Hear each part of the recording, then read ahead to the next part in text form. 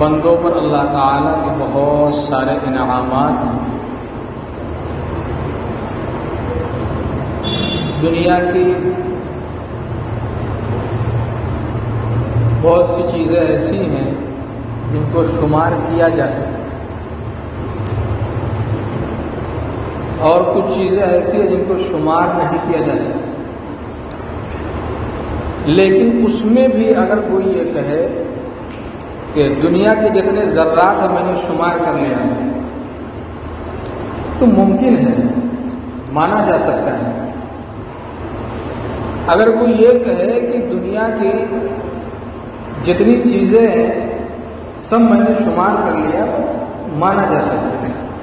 لیکن اگر کوئی یہ کہے کہ میں اللہ کے انعامات کو شمار کر لیا، تو اس کی بات قرآن کیا کہتا ہے؟ ان تعدوا نعمت اللہ لا تحصوها. اللہ کی نعمتوں کو تم حد احصاء میں نہیں لا سکتے، تم شمار نہیں کر سکتے. ساری نعمتوں کو چھوڑ کر کے اگر انسان صرف اپنے جسم کے اندر اللہ نے جو اس کو نعمتوں سے انعامات سے نوازا وہی شمار نہیں کر سکتا.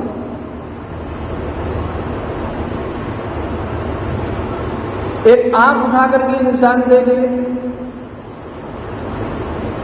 کوئی نابینا آدمی ہے، اس کو آنکھ نہیں ہے، تو پوری دنیا اس کے قبضے میں آ جائے، دنیا کو بیچ کر کے آنکھ کی بینائی نہیں خرید سکتا. ہارون رشید سے اس نے ہارون رشید نے ایک گلاس پانی مانگا، تو وہاں پر ایک عالم اللہ والے بیٹھے ہوئے تھے. تو انہوں نے کہا کہ حضور، اگر دنیا میں کہیں پانی نہ ملے، دنیا میں کہیں پانی نہ ملے اور ایک گلاس پانی ہو اور آپ کو شدت کی پیاس لگی ہو، آپ کی جان جا رہی ہو، تو اس پانی کی قیمت آپ کیا دیں گے؟ تو سلطان نے کہا کہ میں اپنی آدھی حکومت دے دوں گا، آدھی حکومت کے بدلے خرید دوں گا. آدھی حکومت کیا ہے؟ جب جان جاتی ہے آدمی سوچتا ہے کہ سب کچھ بک جائے، جان بچ جائے. بہرحال مثال دیا. تو پھر دوبارہ اس اللہ والے نے کہا کہ اور اگر یہ پانی آپ نے پی لیا اور پانی پینے کے بعد جا کر کے پیٹ میں رک گیا، پیشاب کی شکل میں وہ نکل نہیں رہا. پانی ہم پیتے پیشاب بن کر کے نکل جاتا ہے، اگر وہی پانی رک جائے جسم کے اندر اور نہ نکلے، تو اب اس وقت آپ کیا کریں گے؟ فرمایا کہ آدھی جو حکومت بچی وہ بھی بیچ دوں گا. تو اس اللہ والے نے کہا کہ آپ کی اتنی بڑی حکومت ایک پیالہ پانی پینے اور اسی کی پیشاب کرنے کی قیمت بھر ہے. تو ایک گلاس پانی کی نعمت آئے گی نہیں سمجھ میں. اور صرف پینا ہی نعمت نہیں ہے، جو پانی ہم نے پی لیا اس کا نکلنا بھی تو اللہ کی نعمت ہے، نہ نکلے تو. اس بزرگ نے کہا کہ میں نے بڑے بڑے طاقتور لوگوں کو دیکھا ہے کہ پانی پینے کے بعد نہیں نکلا، رک گیا، ان کی آنکھوں سے آنسو بہتے میں نے دیکھا. معمولی چیز، لیکن ہم کو سمجھ میں نہیں آتا. ذرا غور تو کریں اللہ کے انعامات پر، اللہ کی نعمتوں پر غور کریں گے تب سمجھ میں آئے گا کہ اللہ کے کتنی بڑی نعمتیں ہیں جو ہم پر نشاور ہو. لیکن اللہ فرماتے ہیں کہ شکر کرو گے تو مزید تمہیں ملے گا. اگر آدمی شکر کرے تو مزید ملے گا، اور ناشکری کرے تو اللہ ناشکری کو پسند نہیں کرتا. آپ کسی بندے سے مانگیں، ایک بار آپ مانگیں گے ہو سکتا ہے بہت خوشی سے دے دے، اور دوسری بار آپ مانگیں گے تو اگرچہ چہرے سے ظاہر نہ ہو، دل میں تو ضرور کہے گا کمینہ روز آتا ہے مانگنے کے لیے، اور دو چار بار مانگ لیجیے تو ڈانٹ کے بھگا بھی دے گا. لیکن اللہ کا ایسا دروازہ ہے کہ مانگنے پر خوش ہوتا ہے، اور جتنا مانگو گے اتنا خوش ہوتا ہے.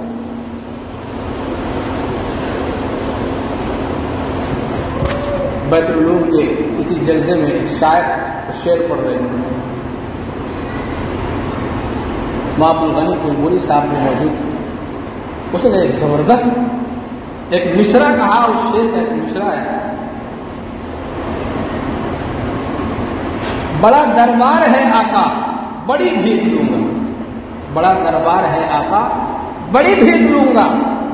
ایک عام آدمی کے پاس آپ مانگنے جاؤ تو 10 20 50 کی امید رکھو گے، لیکن بادشاہ جو اتنی بڑی سلطنت کا مالک ہو، جب آپ اس کے پاس مانگنے جائیں گے تو ایک بڑی بھیک کا آپ منتظر ہوں گے، آپ وہم و گمان میں لے کر کے گئے ہوں گے مجھے آج بڑا کوئی انعام ملے گا۔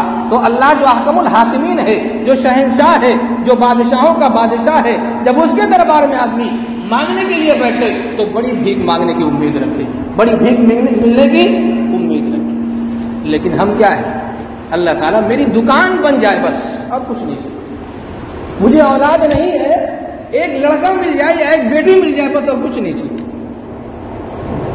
بتائیے، جو اللہ اتنی بڑی کائنات کا پیدا کرنے والا ہے، مٹی کو سونا بنا دے،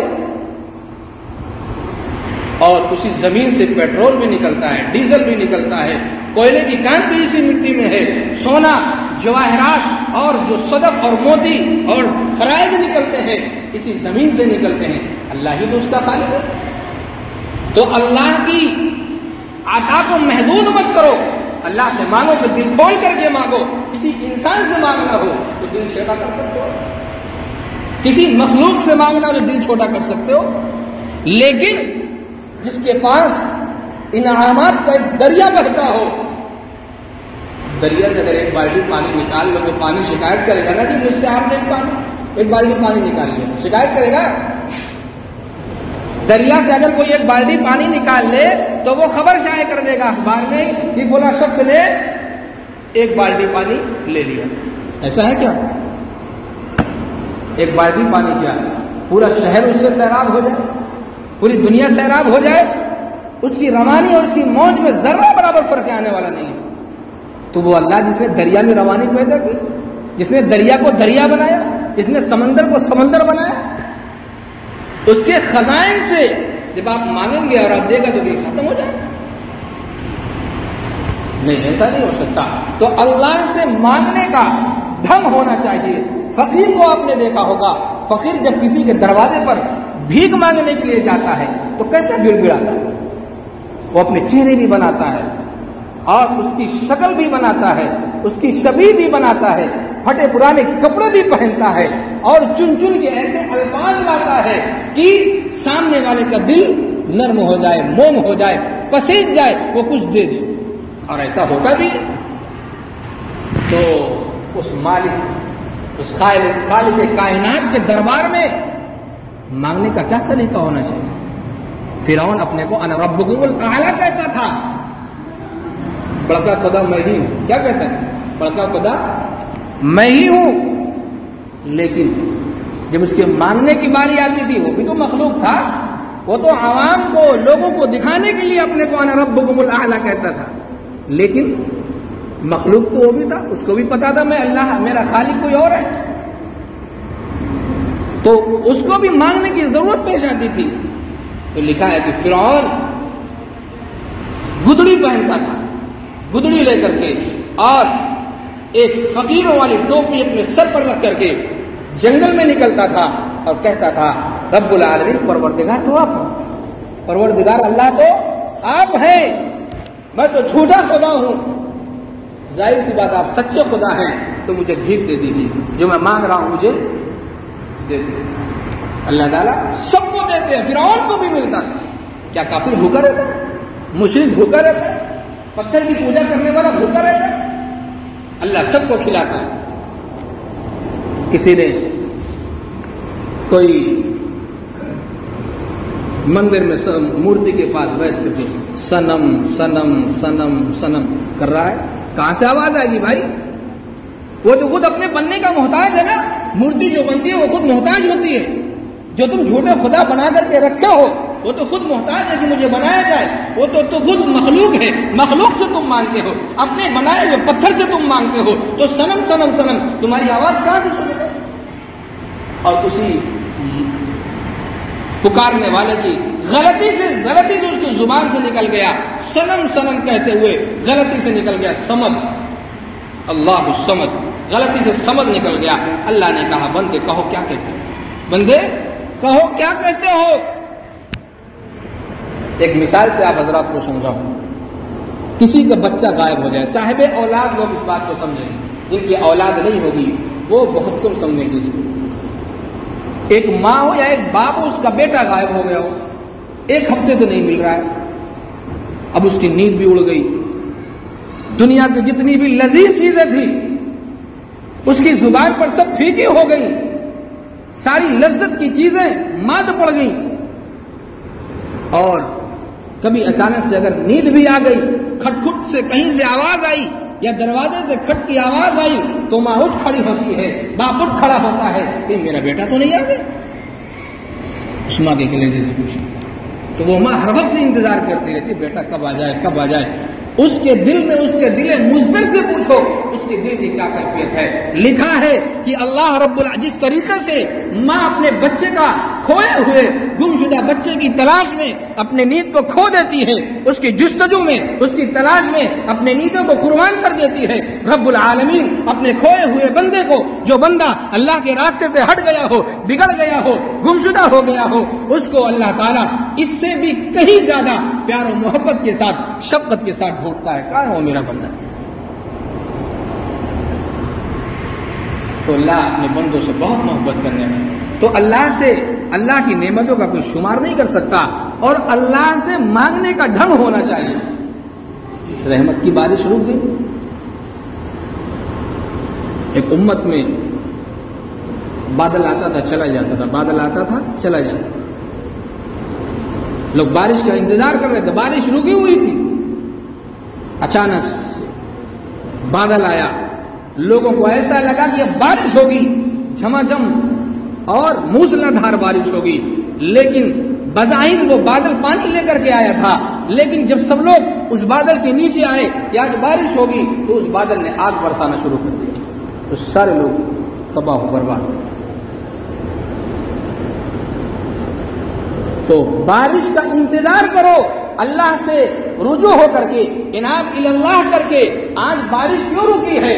اللہ نے کائنات کو، ہمارے لیے کائنات کی ساری چیزوں کو، چاہے وہ سورج ہو، چاہے چاند ہو، چاہے دریا ہو، چاہے مٹی ہو، چاہے زمین ہو، دنیا کی جتنی بھی چیزیں ہیں، اللہ نے ان اشرف المخلوقات کے لیے ساری کائنات کو مسخر کر دیا کہ تم چاہے کہ جانور ذبح کر سکتے ہو، تم چاہے تو مٹی پر پھاوڑا چلا سکتے ہو، تم چاہے تو کسی درخت کو کاٹ سکتے ہو، وہ کچھ نہیں بولتا، وہ آپ سے جھگڑا نہیں کرتا، وہ آپ سے لڑائی نہیں کرتا.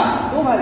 اللہ نے آپ کے لیے اس کو مسخر کر دیا ہے، آپ کا فرما بردار بنا دیا ہے. ورنہ درخت چاہتا تو اپنی ایک ٹہنی اکھاڑ کر کے دماغ میں مارتا سر پڑ جاتا، لیکن اللہ نے مسخر کر دیا ہمارے لیے. آج اللہ نے بارش کو روک لیا. کیوں؟ اللہ کی نافرمانیاں ہونے لگی، اللہ ناراض ہے. اللہ کو راضی کرنے کی کوشش کرنی چاہیے، سارے بندوں کو اللہ کو راضی کرنا چاہیے. بڑی سی بڑی جماعت ہے، سارے لوگ توبہ کر رہے ہیں، لیکن اس جماعت میں ایک شخص بھی اگر اللہ کی نافرمانی کرنے والا ہے، اللہ سے رجوع کرنے والا نہیں ہے، پھر بھی بارش رک جاتی ہے، اللہ کی رحمت رک جاتی ہے. یہ تو اللہ کی ستاری ہے کہ اللہ نے گناہوں کو چھپا کر کے وہ ہم پر بے شمار انعامات سے نوازتا رہتا ہے، اپنی نعمتوں کو نچھاور کرتا رہتا ہے. آج ایک بارش رک گئی، سمجھ میں آ گئی، پانی کی بارش رک گئی، سمجھ میں آ گیا. زمین میں پانی موجود ہے، تالاب میں بھی موجود ہے، حوض میں بھی پانی موجود ہے، لیکن پھر بھی دنیا پانی کے لیے ترس رہی ہے. آپ پڑوس ملک میں دیکھیے، پانی ہے لیکن پانی اتنا زیادہ ہے کہ لوگ تباہی کے دہانے پر کھڑے ہیں. پانی ہے، پانی برس رہا ہے، پانی بہ رہا ہے، موجوں کے ساتھ نکل رہا ہے، لیکن اس پانی کو کوئی پی نہیں سکتا. وجہ کیا ہے؟ اللہ ناراض ہے. اس لیے اللہ نے جو اپنی نعمت کو روکا ہے، میں تو اس جماعت کو تو کہہ سکتا ہوں کہ بھائی سب لوگ توبہ کر لو. یہ مسجد میں بیٹھے لوگ تو توبہ کر سکتے ہیں، آپ توبہ کریے اللہ سے، اور اللہ سے کہیے اللہ جن جن گناہوں کی وجہ سے آپ ہم سے ناراض ہیں، اے اللہ تمام گناہوں کو معاف کر دیجئے. اے اللہ آج سے انشاءاللہ ہم آپ کی نافرمانی نہیں کریں گے. بھائی آج بارش رکی ہے، کہیں اللہ زمین سے جو کھانے پینے کی چیزیں نکلتی ہیں، چاہے گیہوں ہو، چاہے دال ہو، چاہے چاول ہو، جتنی بھی چیزیں ہیں، اللہ آسمان سے بارش روکے گا، زمین اگانا چھوڑ دے گی. تو پھر کہاں جاؤ گے؟ ابھی تو پانی کا، پینے کا پانی مل رہا ہے نا، اتنا احساس نہیں ہے. کہیں اللہ سارے پائپ سے اس پانی کو خون بنا دے یا پانی کو سکھا دے، سوتوں کو سکھا دے، پھر کیا پیو گے؟ تب اللہ کی فرما برداری کریں گے ہم. جب اللہ سارے انعامات کو روک دے گا تب اللہ کی فرما برداری کریں گے. بھائیو، میرے دوستو، اللہ کے بندو، یہ تو اللہ سے بڑی بے وفائی ہوگی. جب مالک ساری چیزوں کو روک دے تب مالک کی فرما برداری کریں گے. مالک جتنا انعامات نچھاور کرے اتنی زیادہ اور فرما برداری کرنی چاہیے. باپ بیٹے کو 500 روپیہ دیا تو باپ بیٹے کا اور فرما بردار ہو گیا، اور مہینے کا 5000 دینے لگا تو اور فرما برداری کرنے لگا. یا کوئی مالک ہے جیسے ہی سیلری بڑھاتا ہے اور خوش ہوتا ہے اس کا کیا ہے، خادم، لیکن اللہ اپنی نعمتوں کو نچھاور ہی کرتا رہتا ہے. جتنا نچھاور کرتا ہے اتنا دور ہوتے چلے جاتے ہیں. یہ کیسی بے وفائی ہے بھائی؟ اللہ سے وفاداری کا معاملہ